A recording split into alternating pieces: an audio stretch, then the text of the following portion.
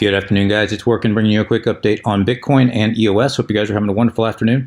We're looking at Bitcoin to the US dollar one-day chart on Coinbase. And as I said yesterday, guys, this area, the 5,500 on Coinbase, needed to hold. I told you if 5,500 did break down, actually the lower end of that area is about 5,450. So really if 5,450 broke down, I said that there was a very good probability that price could very quickly drop down into this zone here. Let me kind of zoom in so you guys, or zoom out so you guys can see a little bit better. This zone down in here, guys, there's really not a lot of support between the bottom of this zone, as I said, guys, which sits at about 5,450, and the top of this zone, which sits at about 4,600. Now, that doesn't mean that it can't turn around somewhere in here. That's certainly a possibility, guys, but probability-wise, especially if we take out the bottom of this wick, really the last stand is going to be right down here, the bottom of this wick, which sits at about 5,100, and the top of this wick here, which sits at about 5,000. Somewhere between 51 and 5,000. Really, that's going to be the last stand. If that does break down, guys, we're more than likely going to come down to at least 4,600. 4,600 would be the top of this order block right here. We had a lot of support right here. This is looking on the daily. Again, guys, a lot of support. And actually, you can see a little better if I come over here and I pull up the weekly chart.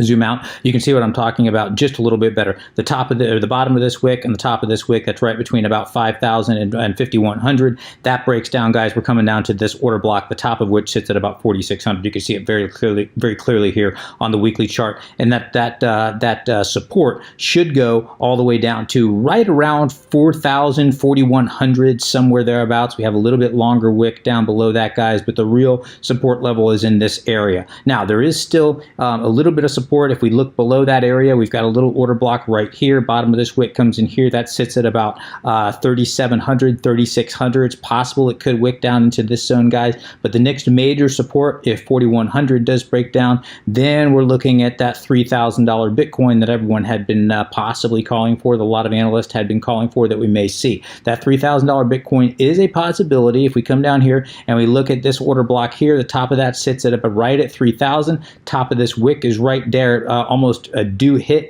perfectly at 3,000. So if I'm just gonna actually go ahead here and mark that area. That would be right there, guys, right there at 3,000. That would be a logical area to expect a bounce, guys. And I know a lot of analysts had been calling for that in the past. Certainly a possibility. My opinion is, though, it's really going to depend, and this is what I'm going to watch, guys. Remember, as always, I know you guys get sick of me saying this, but trading is a zero-sum game. For someone to make money, someone else has to lose money. So we come over here and we analyze the long and the short positions. Right now, they're almost even. We got the short positions are just slightly outweighing the long positions here, but really almost a dead heat between longs and shorts right now. Longs are starting to stack, or longs have been stacking here. They had a little bit of a pullback here recently. Looking at shorts, shorts have been stacking now in the last 12 hours. They've been moving sideways, not really liquidating, not really, not really rising, just kind of moving sideways for about the last 12 hours. Yeah, but prior to that, we had this major increase in shorts, as you would expect when price breaks down.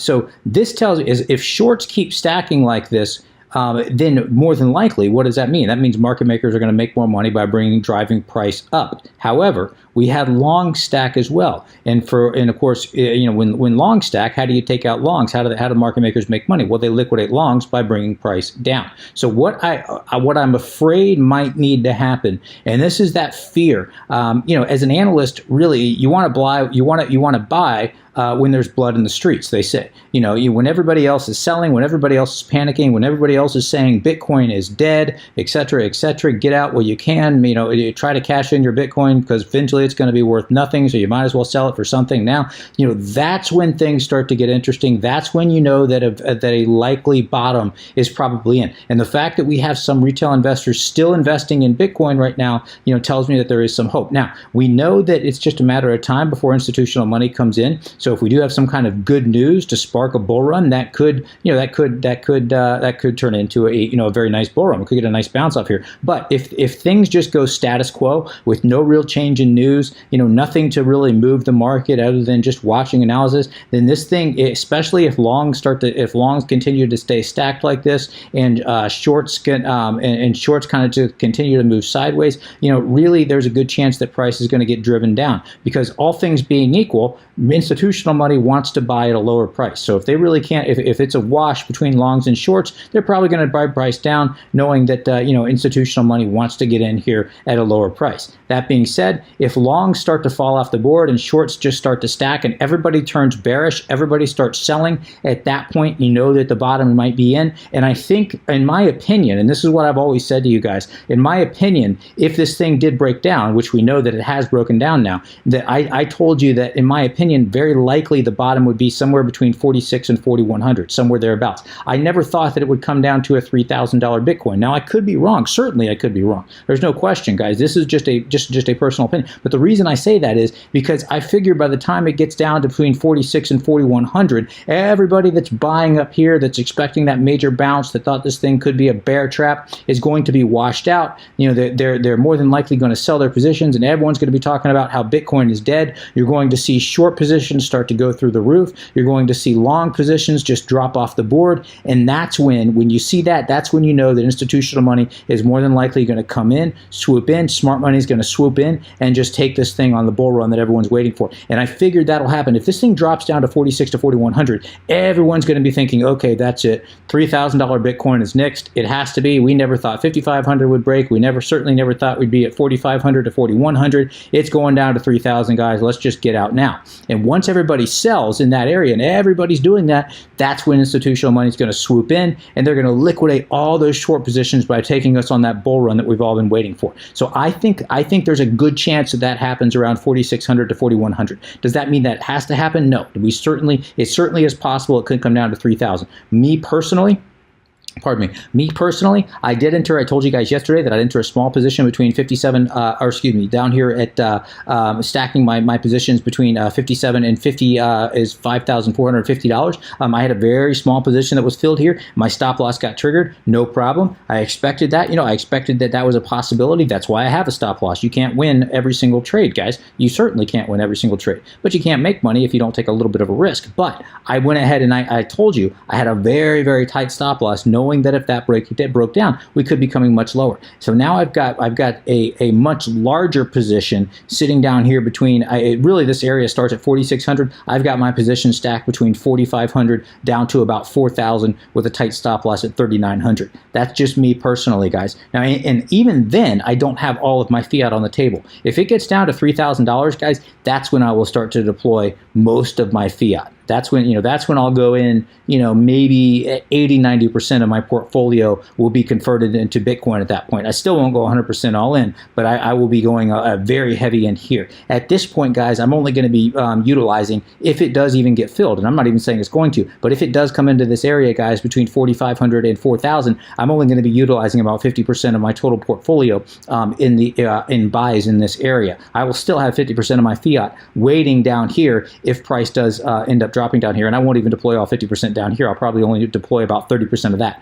So really, guys, the name of the game is to have options, to always have options. If price does drop lower, you want to be able to have fiat to take advantage of those prices. If price turns back around and we get a nice long bull trend, I might not have caught the bottom, but once we have a trend going, I can take advantage of that trend. Right now, we don't have a new trend yet. We are in the process of establishing a new trend. Certainly, we've broken the old trend, but that doesn't mean a new trend is established.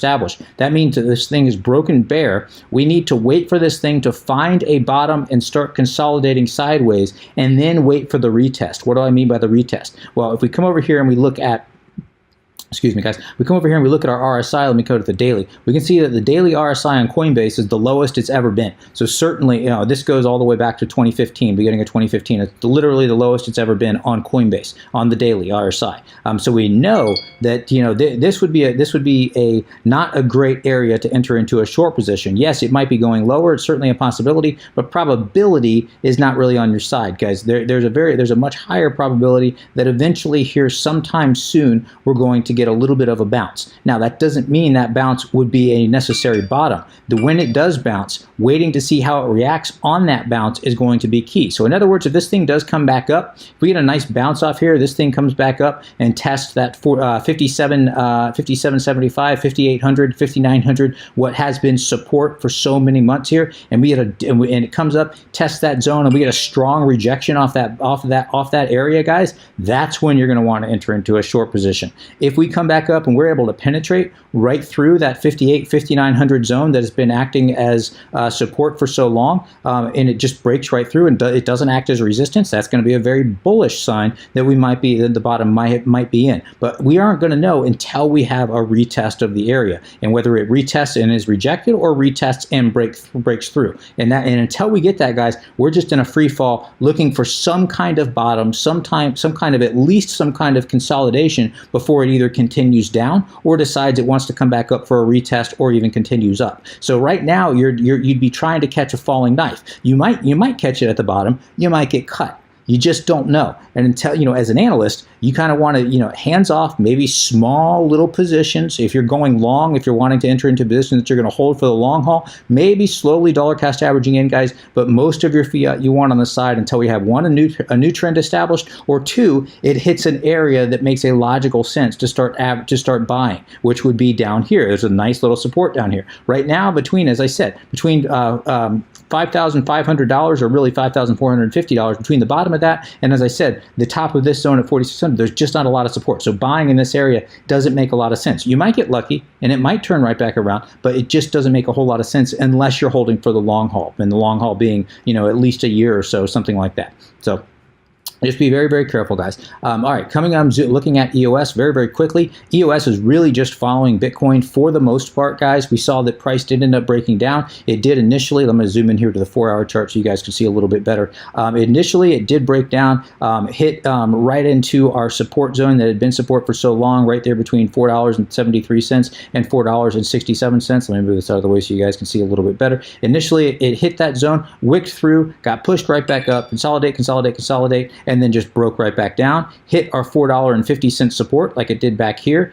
We thought maybe it was going to be a nice double bottom, unable to bounce back up, and just crashed back down right below that. And now it's hitting our $4.28 support here. It bounced back up almost to the 450 area now. So it's literally hitting each one of our support zones, guys, and having a nice little bounce right back up. The problem is when it does bounce back up, what was support starts acting as resistance. It gets rejected and comes back down. Now it's going to be interesting to see if 450 does do that. It may. Right now, it's literally sitting almost right at 450, I think. Yeah, literally, it's 451 right now. So just right above. So it's really into that transition phase to whether or not we're going to see if 450 can start acting as support or if 450 is going to act as resistance. And if it comes back down and we get a strong rejection and we come back out and have a double test to that 428, and 428 breaks down, guys, as if you've watched me analyze EOS for any amount of time, I've told you, I haven't told you guys probably in a few weeks, but if you go back to my analysis a while ago, I told you guys that my buy orders, and they still do remain stacked, between $4 and $3.50. That was that. I've had them here since this prior low back here, and if you looked at my prior videos,